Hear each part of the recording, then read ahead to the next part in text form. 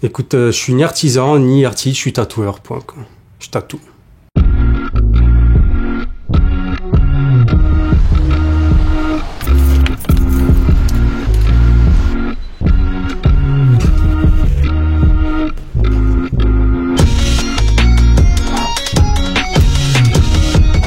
J'ai commencé à tatouer ici à Montréal.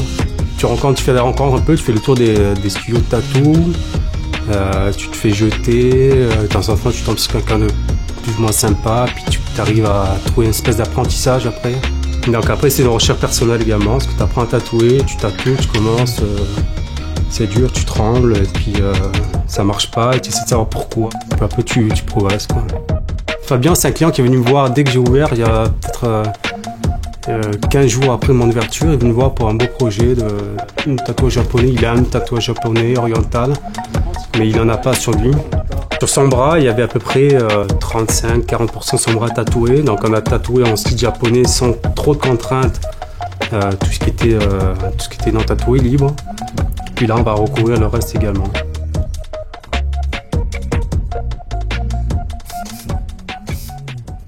Mon style préféré, le style qui me fait faire ouais, c'est vraiment beau, ça m'excite, ça me plaît, c'est le style japonais évidemment, comme mes bras, comme Philippe, parce que ça touche à tous les sujets, t'as tout ce qui est la nature, t'as tout ce qui est les fleurs, tout ce qui est floral, les animaux, ça peut être agressif, moins agressif, t'as les dragons, les carpes, c'est plus doux, t'as les geishas comme t'as vu tout à l'heure avec Fabien, t'as les masques, et puis surtout ça va bien sur le corps, c'est beau sur le corps. Ça a été créé pour être porté, tu vois. Ça a été créé pour être dessiné et tatoué sur le corps, quoi. Techniquement, non, c'est certainement un des plus faciles, mais au niveau de la création, c'est un des plus durs, surtout pour les Japonais, où quand des codes très précis, c'est pas le cas pour nous les Européens. Nous, on n'a pas à se préoccuper des saisons ou des emplacements, ou mettre 3 doigts au dragon au lieu de 4, on s'en fout, c'est juste que ce soit beau, pour nous, que ça tombe bien sur le corps, quoi. Mais c'est vrai que pour faire des beaux tatouages japonais, des beaux dessins surtout, ça prend pas mal de temps, quoi. Pour le style japonais qui est surtout les lèvres, c'est Shige qui a un potentiel de création, d'évolution assez phénoménal. Donc Philippe pour moi c'est numéro 1 européen pour le japonais, puis Shige c'est numéro 1 pour le reste du monde en tout cas.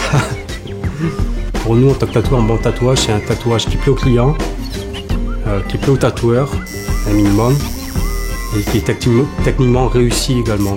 Donc les traits soient beaux, l'ombrage est doux, le shell est bon, les couleurs sont bien posées. Ça, c'est un bon tatouage, quoi. En fait, le tatouage, c'est 50% artistique, 50% c'est de la machinerie, c'est du bricolage, c'est du réglage de machines. C'est des trucs, des astuces qu'on apprend au fil des ans. Ce qui est bizarre, c'est que dans le tatouage, moi, ce qui me plaît, mais là, ça va encore un peu à l'encontre c'est que c'est un art permanent, une pratique permanente. Il faut que tu es tatoué à vie. Moi, je prends le laser, puis d'enlever ça. Mais moi, ce que j'aime dans le tatouage, c'est que c'est une forme d'art qui prend fin à un moment donné quand même. Qui prend fin avec le client. Tu comprends? Le jour où le client n'est plus là, le tatouage n'est plus là. Donc le côté commercial, c'est pas comme un tableau que tu vas ressortir 2 siècles après, et puis tu vas pouvoir faire du cash, quoi. Donc, ce qui m'intéresse, c'est ça, c'est que ça disparaisse, c'est éphémère, quoi.